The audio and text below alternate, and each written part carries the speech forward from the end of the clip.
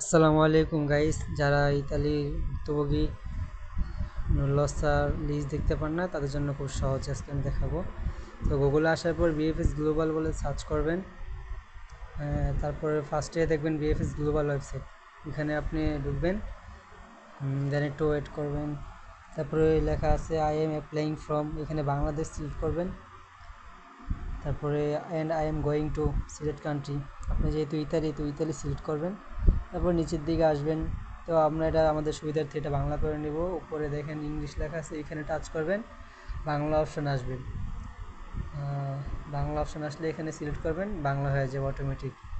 তারপর নিচের দিকে যাবেন, তারপর দেখেন 9 সেপ্টেম্বর 2025 যেসব প্রার্থী নুল্লস্তা পেয়েছেন এখানে টাচ করবেন।